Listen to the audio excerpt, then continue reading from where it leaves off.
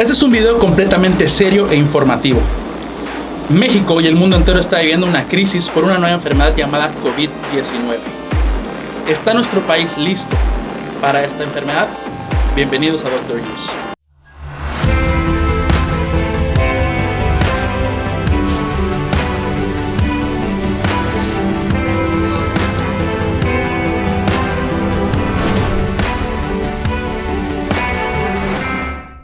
Hola, ¿qué tal amigos? ¿Cómo están? Soy el Dr. Use, bienvenidos nuevamente a este canal.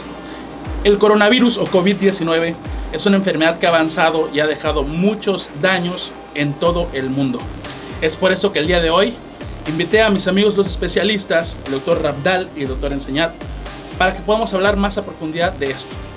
Por si no saben, hicimos un primer video para el canal hablando de esto hace un mes y medio sobre las generalidades de este virus y qué causas o consecuencias podría ocasionarnos.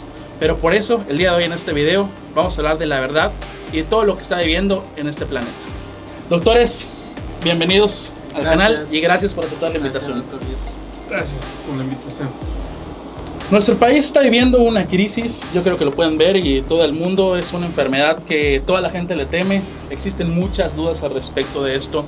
En mis redes sociales hice una encuesta preguntándole a toda la gente qué preguntas tiene y recibimos más de 152 preguntas, que eso fue muy bueno y a la vez es muy malo. Quiere decir que existen muchas preguntas y muchas dudas y que la gente no ha quedado completamente clara con lo que se está hablando. Para ustedes, ¿consideran que México está preparado para esta contingencia? Bueno, realmente pues es una contingencia, nadie está preparado realmente para tener una situación como esta. Países tan avanzados como China y como los europeos, realmente no hay un diseño de un sistema de salud que pueda soportar pues una pandemia de este tipo, una contingencia como esta. Pero sin embargo hay mecanismos por los cuales países más avanzados pueden y están tratando de contener todo este problema de salud. En nuestro caso, en nuestro país, bueno, nuestros sistemas de salud no son los más eficientes o los mejores del mundo y pues tendrán que poner a prueba. Este es el momento de demostrar. El día de hoy se reportaron en la conferencia, hoy es 18 de marzo, se comentó en la conferencia de prensa del gobierno de la República que hay 118 casos confirmados en nuestro país. ¿Qué opinas al respecto? Sí, la verdad es que ha estado aumentando de 20 a 30 casos por día, ¿sí? Y pues realmente el saber cuántos casos hay, pues depende de que la gente acuda a esta valoración con el neumólogo, con el otorrino, que son los especialistas que más tienen este tipo de pacientes, ¿no? Es algo grave para nuestro país, pero nada diferente como otras enfermedades virales que hemos tenido, como la influenza que nos pegó en México, y aquí se vivió el escenario que vivieron los habitantes de China, ¿no? Entonces nos tenemos que estar adaptando a esta situación y pues ir comentando todos estos casos. Con respecto a las preguntas que nos hicieron, fueron muchas, pero sin embargo los doctores y yo sacamos una conclusión y escogimos las mejores, y son las siguientes que vamos a poner. Entre las preguntas más destacadas escogimos 17, y esta es la primera. ¿Cuáles son realmente los síntomas? ¿Han aumentado? Bueno, según el reporte, la serie de casos más grandes en el último artículo en el New England, por parte de China, que fue una descripción bastante detallada de todos los casos que ellos han tenido, la mayoría parte de ellos, el síntoma cardinal o el más importante de todos es la fiebre, principalmente fiebre arriba de 38 grados centígrados, la tos seca inicialmente, posteriormente productiva con expectoración verdosa o amarillenta, y se agrega posteriormente dificultad respiratoria. Esos son los tres síntomas más importantes de esta enfermedad. Fíjate que salieron muchos chistes en las redes sociales, creo que todos los pudieron ver, acerca del papel higiénico. Una de las personas me preguntó, ¿para qué sirve el papel higiénico? ¿Qué es su utilidad para esta enfermedad? Pues bueno, realmente yo considero algunas compras de pánico, ¿no? El saber cómo va a presentarse esta enfermedad y la gente pues no sabe cómo actuar en este tipo de escenarios. La única función, hablando de la enfermedad y no de nuestras necesidades, es la limpieza de la nariz. Pero igual, a diferencia de la influenza, el coronavirus no causa tanto escurrimiento nasal. Claro, y también según hay artículos que dicen que puede haber presentaciones con diarrea. ¿Esto Sí, hasta en un 30% de los pacientes pueden presentar una enfermedad diarreica, como en otros virus, incluso hasta en la influenza también puede haber una inflamación del duodeno, una enteritis, por eso da náusea y puede dar algo de diarrea, pero no es lo más frecuente. Sin embargo, hasta en un 27% de los casos se puede aislar el virus en las heces fecales. No es lo más importante la cuestión del papel higiénico, pues la verdad es que no es tan relevante. Yo creo que podemos justificar esto como una prevención, son compras de prevención. Estamos de acuerdo que países como España, Italia están en una cuarentena total, no salen a ningún lado, todos los supermercados están cerrados, no hay insumos en ningún lado y también las grandes empresas pues han parado toda su manufactura. Entonces quiero decir, yo puedo justificar en ese aspecto, no sé si estén de acuerdo, que por eso están haciendo esas compras para poder tener un poco de insumos. Sí, pero también es una exageración. O sea, tú puedes ver a gente que está comprando papel higiénico que le va a durar 2 años, ¿no? Entonces... Exactamente, pues son compras desmedidas, en la que la gente no tiene idea de cuánto tiempo va a durar la enfermedad, ¿no? Lo malo sería que igual ya se lucre con el papel de baño, así como con el gel o las mascarillas, que también pues están subiéndose desmedidamente. El caso es del dólar, ¿no? Cómo incrementó y los valores de todos los productos incrementaron por los cielos. Y la gente también abusa vendiendo las cosas en altos precios. Otra de las cosas que también dice la gente, ¿qué tan mortal es esta enfermedad? Ustedes que saben, son especialistas en neumología, yo tengo una pregunta, hoy sí que enfocada a esto. ¿El coronavirus es más mortal que la influenza? No, yo pienso que más bien en las estadísticas nos arrojan que el comportamiento epidemiológico en cuanto a la mortalidad es muy parecido, incluso discretamente menor para el coronavirus. Va a importar también de dónde son las estadísticas, porque no es los mismos servicios sanitarios que tiene China a los servicios sanitarios que tienen en Irán o en otras de las enfermedades de los países árabes que han reportado casos en los cuales llegan a tener mortalidades un poco arriba del 3%. Sin embargo, la mayoría de los países están reportando mortalidades por debajo del 2.7%. Sí, efectivamente van del 2 hasta el 7% en algunas situaciones. ¿De qué va a depender también? De la edad del paciente, de la obesidad que también puede propiciar la inflamación, de las enfermedades cardiológicas también, hipertensión que también se ha relacionado con mayor letalidad en este tipo de pacientes. Entonces va a variar mucho esa letalidad. Según estudios, todos hemos visto que este virus ataca a principalmente tiene más tasa de mortalidad ciertos rangos de edad. Sobre todo la edad con más predisposición a complicarse es la tercera edad. Hemos visto que han salido reportajes que dicen que en muchos lugares pues ya van a dejar de atender a los pacientes de la tercera edad porque es muy difícil sacarlos de una complicación.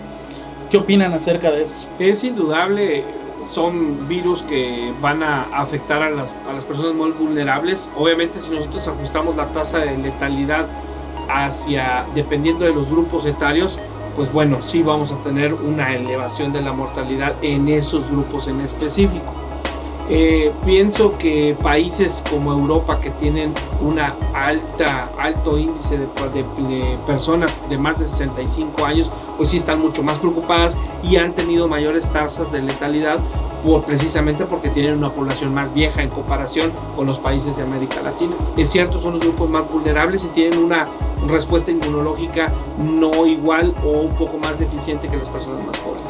Y en el caso de, por ejemplo, todos los jóvenes, que podemos decir que es ahorita la edad en donde más contacto tienen, sobre todo ir a eventos públicos como conciertos, solo así, ahorita que estuvo el Vive Latino, según dicen que hay 2 casos graves, el Instituto Nacional de Enfermedades Respiratorias en México, que están muy complicadas e incluso pueden fallecer. ¿Qué tan letal puede ser el contagio que pueda tener una persona, un joven, junto con todo a su alrededor?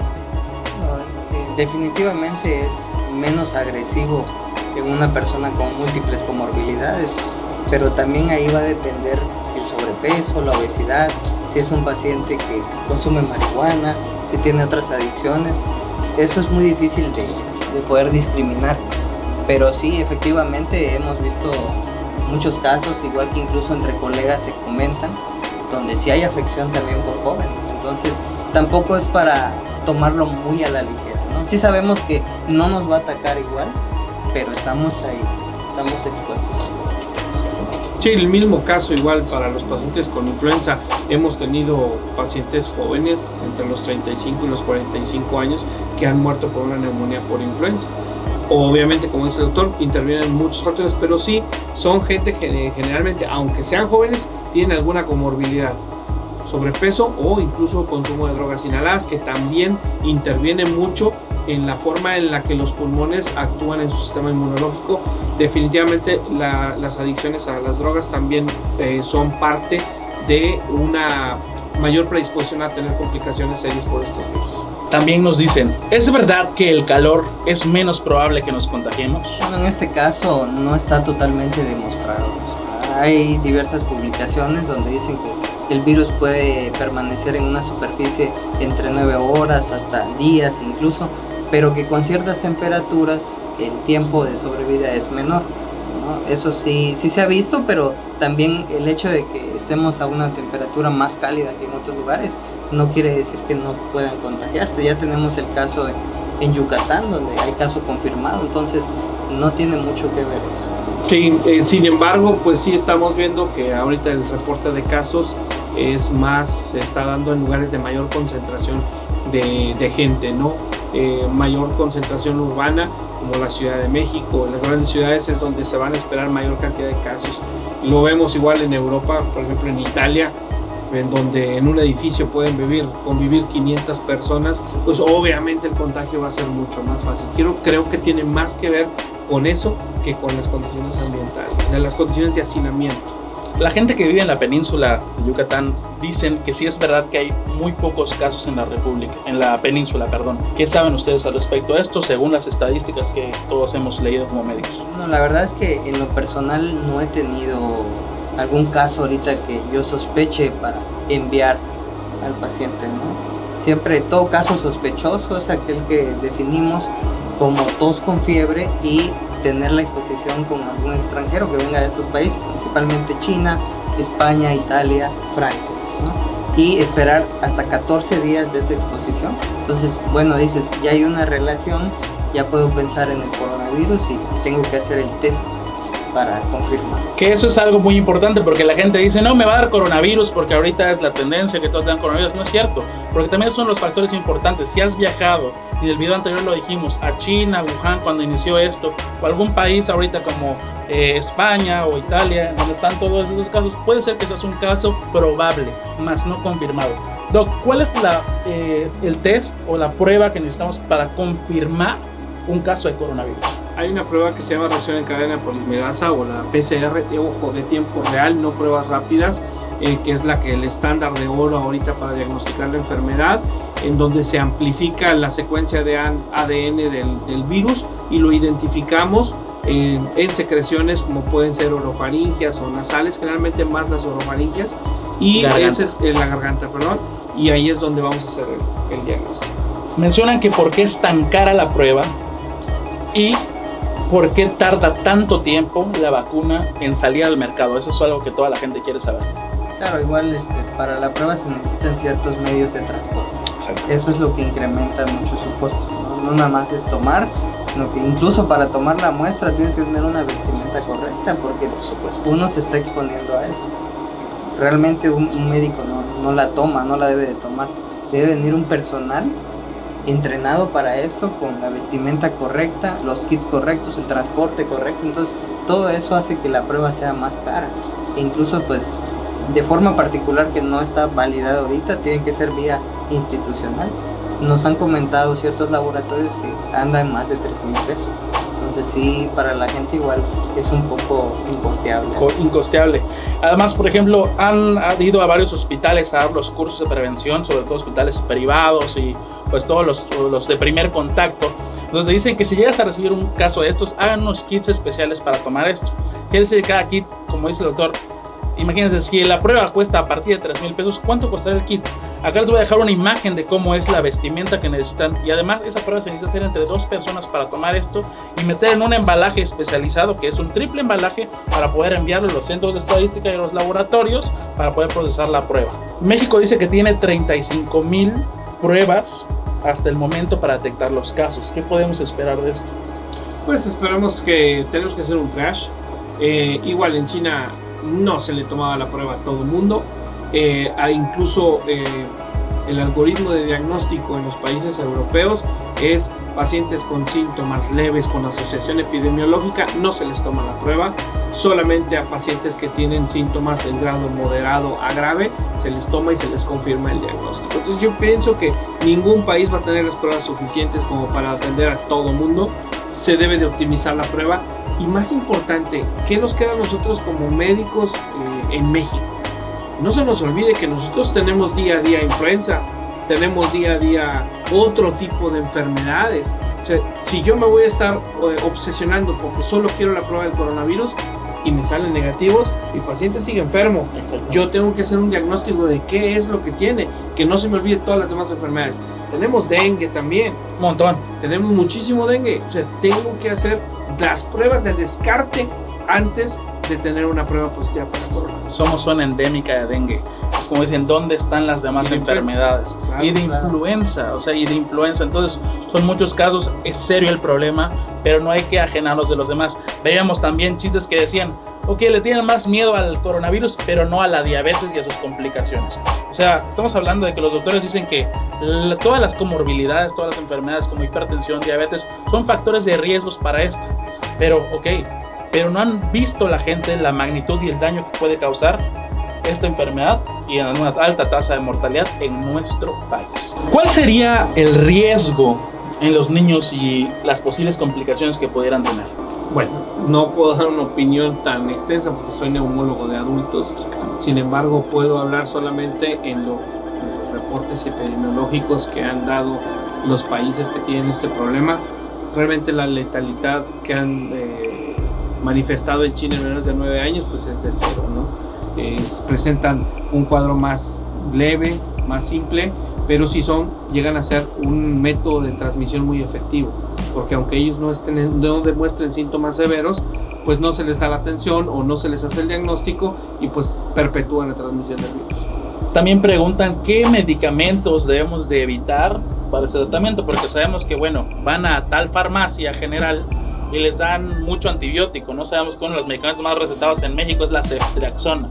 A venta libre, o sea, ni siquiera te piden receta ya los médicos. ¿Qué medicamentos evitaríamos en esta enfermedad? Sí, yo creo que sobre todo hay que evitar ciertos AINES, antiinflamatorios no esteroideos, y también el uso de antibióticos tiene que ser más racional, porque muchos medicamentos, como dices, como la ceftriaxona, se pueden utilizar también cuando hay complicaciones de estos virus, porque pues, hay ciertas bacterias como los estreptococos, que también pueden causar daño, ¿no? Y causan estas lesiones tan grandes que acompañan a los virus. Entonces no hay que crear ciertas resistencias si no hay necesidad realmente. Eso es lo que tenemos que ese es el error de todos nosotros como médicos generales, que en algún momento nada más porque pensar una suposición se manda esto. Acuérdense que cualquier caso de estos tienen que ir con los especialistas. Es por eso que ellos estudian y se preparan todo esto para poder atacar y dar una atención adecuada a este tipo de enfermedades. Si te enfermas y te dan de alta, ¿el virus se queda en tu cuerpo o ya se elimina? Eso también es otra de las preguntas importantes que la gente pues no tiene idea de qué puede pasar. Son, como te digo, nuevamente, son experiencias solamente, reportes de casos en China, en donde en esas personas todavía, incluso 21 días después del inicio de los síntomas, todavía había positividad en la prueba de reacción en cadena polimerasa. Sí, todavía pueden ir enfermos esos pacientes. ¿Y en el caso de la influenza es lo mismo? En el caso de la influenza también puede presentarse, pero sí el periodo de evolución es más corto. En la influenza lo más que se ha detectado, 12 días del inicio de los síntomas, 14 días del inicio de los síntomas está presente, pero no más allá de eso. Uno de los puntos importantes es que la gente no entiende que este virus, su letalidad no es tan alta como la influenza. Sin embargo, el porcentaje de contagio es mucho más fácil, es mucho más alto. Que esto también es lo que nosotros no vemos. Entonces, ¿qué podemos optar? Entonces sí, eso es importante, lo que se ha recalcado mucho de que si tenemos algunos síntomas, por más pequeños que sean, en esta situación pues sí hay que quedarse en casa, ¿no? Porque a uno a veces como joven pues no le puede dar los síntomas, pero lo llevas a casa y pueden estar los padres, visitas a los abuelos y a esa gente es la que sí le va a ir mal, ¿no? Entonces por cada paciente con la infección se pueden contagiar de 5 a 10 personas. Entonces, si echamos números, esto se va a disparar también. ¿Qué nos va a llevar a una crisis? Actualmente, según el gobierno de la República, dice que estamos en fase 1. Pero una vez que ya hayan muertos, vamos a pasar a una fase 2 y una fase 3 por prevención y... Cuando haya centenares de pacientes. Exactamente. Entonces, esto es serio. Esto en realidad es serio el caso. Otra de las cosas que preguntan es, si nosotros tenemos que salir, ¿qué medidas nos recomendarían para irnos de viaje? Alcohol gel, guardar cierta distancia por el peso del virus. Se dice que se tiene que guardar de 1,5 metros a 2 metros.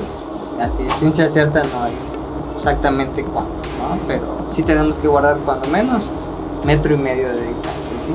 Y pues evitar también el toserle a alguna persona, ¿no? Sí tener ese cuidado. Como dice el brazo de Batman, tose como Batman. Toser aquí en el ángulo, ¿no? Del codo. Y sí tener ese tipo de cuidados, más que nada. Sobre todo el cuidado de manos, ¿no, Doc? Lavado de manos, sí, la transmisión más efectiva, sí, la aérea, pero la más efectiva es el contacto directo, mano con mano, beso. Eso es la transmisión más efectiva. No tocarnos la cara, ya lo sabemos, antes debemos de lavarnos las manos frecuentemente, pero yo creo que es muy importante que si no tenemos algo de vida o muerte que salir de nuestra casa o que sea extremadamente importante, pues mejor no salgamos, y si vamos a salir de viaje, no salgamos de viaje, no va a pasar nada, ¿sí? Tenemos que ser prudentes y tener que seguir las indicaciones de las autoridades sanitarias. Pregunta chistosa, pero puede ser que para nosotros lo sea, pero para los demás no. Mencionan que si el coronavirus se puede adquirir por vía sexual o por la sangre. ¿Qué podemos opinar de eso? No hay estudios que lo confirmen todavía, es algo nuevo. Los estudios de corte epidemiológica para ese tipo pues todavía no están. Sin embargo, es muy lógico para nosotros los médicos pensar en que obviamente sí, si es capaz de transmitirse por el contacto de secreciones, ya sea de nasales o orofaringes, pues obviamente en una relación sexual va a haber un contacto y sí se puede transmitir. Es muy lógico que sí se va a transmitir. Claro, es muy cercano el espacio, ¿no? Tanta secreción que hay. Exactamente. Definitivamente sí se puede transmitir. ¿Y por la sangre? También, o sea, no hay estudios específicamente, pero el hecho de que tengas contacto con la sangre, tienes que estar cerca también del paciente. Y la última pregunta, pero no menos importante. Respecto a todas las personas que regresan de viaje, ya sea de Europa, ya sea de Estados Unidos, ¿cuánto tiempo tienen que permanecer en cuarentena? Bueno, el periodo de incubación del virus va de los 5 hasta los 14 días, ¿no? Pero en promedio se tiene un promedio de 5 o 6 días de incubación. Entonces sí, cuando menos serían 2 semanas para estar muy atentos si tuvieron fiebre, tos, todos estos síntomas, ¿no? Sí, es la recomendación. Sí, parecería redundante el de decir cuánto tiempo dura la cuarentena, pues son 40 días. Pero en este caso, cuarentena se refiere, es el término para decir en cuánto tiempo vamos a mantener un paciente aislado y cuánto tiempo puede tardar en que presente los síntomas, que es lo que menciona el doctor, el periodo de incubación. Entonces, en este caso, el aislamiento o la cuarentena debe de ser de 2 semanas, que es lo que pudiera tardar el virus en expresarse en los síntomas. Un término de cuarentena obligatorio para una enfermedad en donde se desconoce su periodo de incubación, pues son 40 días, porque es el periodo más largo en donde cualquier enfermedad de tipo infecciosa se va a presentar hasta los 40 días, ¿no? Pero en este caso lo conocemos, el periodo de incubación, podemos decir que el aislamiento debe ser de 2 semanas. Escuchamos una de las principales y más importantes preguntas que pudiéramos hacer acerca de esto. Son muchísimas más las que nos llegaron, pero yo creo que con esto todos tenemos una idea mucho más clara de lo que vimos. De todas formas, cualquier pregunta, duda que tengan, les voy a dejar el contacto acá de los doctores para que los puedan contestar. Si quieren un tercer video, también díganlo, dejen en los comentarios, todas las preguntas y dudas pueden ser resueltas. Doctores, como conclusiones, todos estamos de acuerdo que el lavado de manos, primordial, no salir de casa y evitar el contacto con las personas. Lavado de manos en China, estudios serios, demostró disminución del 50% de la tasa de contagios solo con lavarse las manos. 50%. Creo que es la medida más importante. Exactamente. La higiene de las manos y tampoco el estar usando desmedidamente los cubrebocas, ¿sí? No se los vayan a gastar todos. Sí, porque ya no hay.